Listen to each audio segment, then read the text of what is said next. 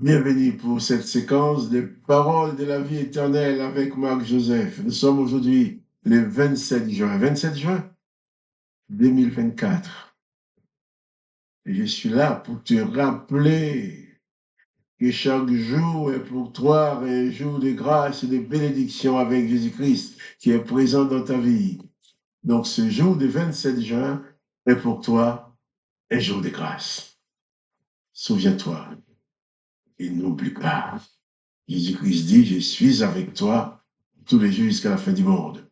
Et si Jésus-Christ est avec toi, alors, pas de panique devant les circonstances.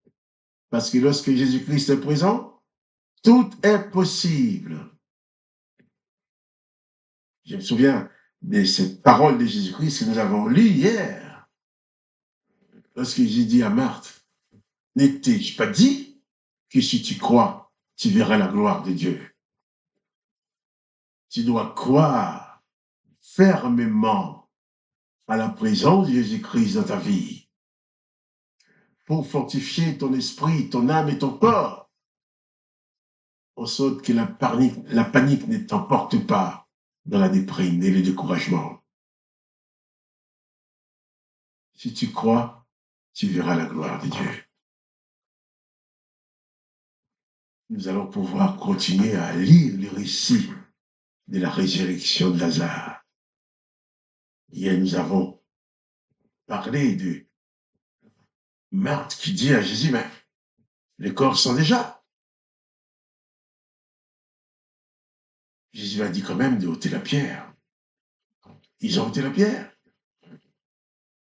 Jésus va prier, il va parler, il va s'adresser au Père, tout en précisant, s'il prie, il adresse sa prière au Père devant tout le monde, ce n'est pas pour lui, il sait qu'il est déjà exaucé dans la foi. Mais il prie, il parle, pour que la foule sache que c'est Dieu le Père qui fait les œuvres en lui. Et je disais aussi que quand tu reçois ta délivrance, n'oublie pas d'aller proclamer partout ce que Dieu le Père a fait dans ta vie, afin que d'autres puissent recevoir les témoignages et recevoir également la présence de Jésus-Christ dans leur vie. Avant de continuer la lecture,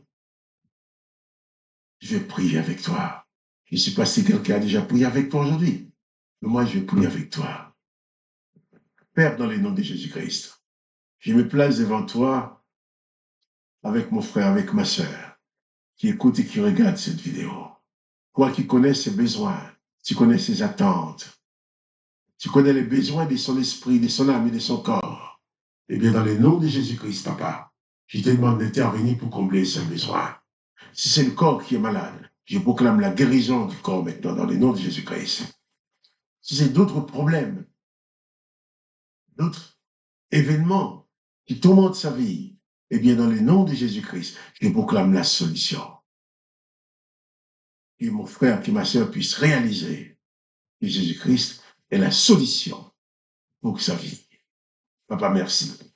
Parce que c'est toi qui réponds à la prière que je t'adresse dans le nom du Seigneur Jésus-Christ. Et je suis heureux de savoir que tu réponds à cette prière en faveur de mon frère et de ma sœur. Je sais que tu le fais dans le nom du Seigneur Jésus-Christ. Amen. Oui, je prie. Je sais que malgré la distance, malgré que je ne suis pas à côté de toi, malgré c'est une vidéo, un enregistrement que tu entends, en entendant l'enregistrement, la puissance de l'Esprit de Dieu agit quand même pour te sauver.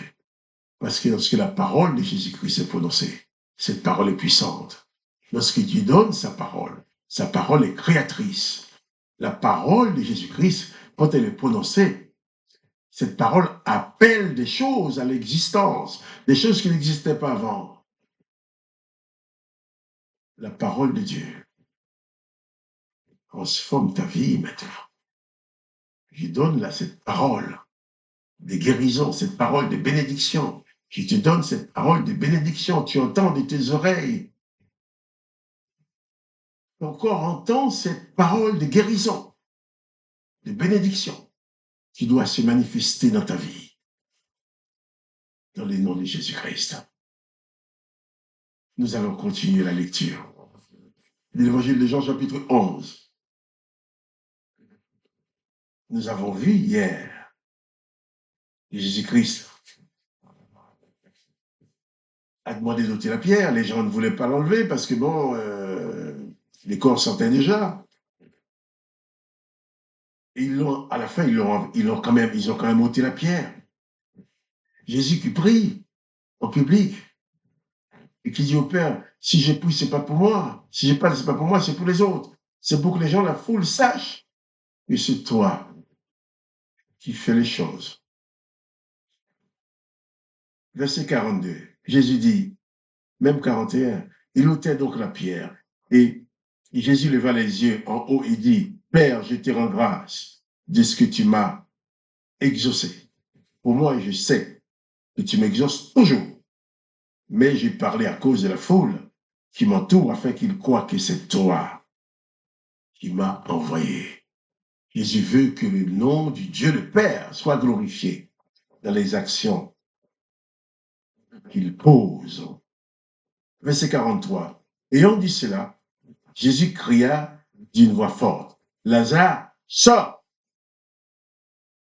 J'y donne sa parole avec puissance. Lazare, sors!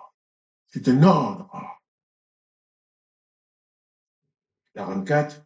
Et les morts sortit, les pieds et les mains liés, de bandes, et les visages enveloppés de linge. Jésus leur dit, déliez-le et laissez-les aller. Les miracles se produisent. Ces cadavres qui étaient déjà en état de décomposition, comme l'ont fait remarquer à Jésus les gens qui étaient là, Jésus donne sa parole. Lazare sort. Qui restait du corps de Lazare, l'eau de son corps, qui était déjà en mauvais état, va entendre la voix du Maître. Il dit, Lazare, sors. Jésus vient d'adresser sa prière au Père. Ensuite, il donne la parole. Et cette parole agit sur le corps de Lazare. J'ai envie de dire sur l'eau du corps de Lazare. Parce que le corps de l'être humain, c'est au moins 80% d'eau. Et le corps de Lazare, le cadavre, on ne peut pas dire que ce sont les oreilles de Lazare qui ont entendu. Non, puisqu'il était mort. Mais c'est l'ensemble de son corps, l'eau de son corps, la matière de son corps, qui entend, qui enregistre cet ordre et qui met l'ordre de Jésus en exécution. Jésus donne sa parole. Et Lazare est sorti du tombeau. Il est sorti lié avec des bandelettes comme on faisait dans le temps où on entourait les cadavres de bandelettes avant de les mettre dans la tombe. Eh bien, Jésus a dit, déliez-les et laissez-les aller. Lazare est mort. C'est un cadavre. Le cadavre est lié avec des bandelettes. De toute façon, qu'il soit lié ou pas, les cadavres ne pouvaient pas bouger. Jésus va le faire sortir du tombeau. Et Lazare va sortir. Et Jésus va ordonner que Lazare soit délié et qu'on le laisse aller.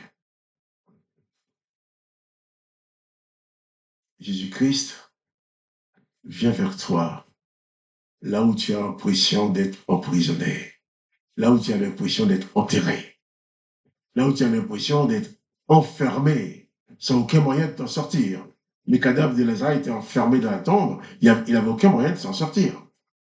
Et d'ailleurs, personne ne pouvait même l'aider à s'en sortir, puisque tout le monde avait peur d'ouvrir la tombe parce que le corps sentait déjà. Mais Jésus donne l'ordre au cadavre de sortir de la tombe. Et il est sorti. Jésus demande de le délier le laisser aller, de le laisser libre. Jésus-Christ, quand il vient dans nos vies, il nous délie de toutes les chaînes, il nous emprisonne et qui nous maintiennent comme des esclaves. Jésus brise ces chaînes-là. Il enlève les bandelettes, il coupe les cordes qui nous attachent. Il nous donne la liberté. Déliez-les et laissez-les aller. Et quelles que soient les circonstances, ou les puissances qui peuvent te lier, Jésus ordonne que tu sois délié, que tu sois sauvé. Que le nom de Jésus-Christ soit béni. La puissance de Jésus-Christ a fait sortir Lazare du tombeau. Jésus-Christ est avec toi tous les jours, en tant que sauveur, en tant que maître. Et rien ne peut l'empêcher d'accomplir sa volonté pour toi. Que son Seigneur soit béni. Que toi aussi tu sois béni. Que le nom de Jésus-Christ soit glorifié. Que toi tu sois richement béni par la présence de Jésus-Christ dans ta vie. Et quant à moi, Marc-Joseph, je te redis encore, si tu crois, tu verras la gloire de Dieu. Donc, pas de panique. Jésus-Christ est avec toi. Sois béni. Si tu aimes cette vidéo, partage-la avec tes amis. Et je te dis bien, à demain pour les paroles de la vie éternelle.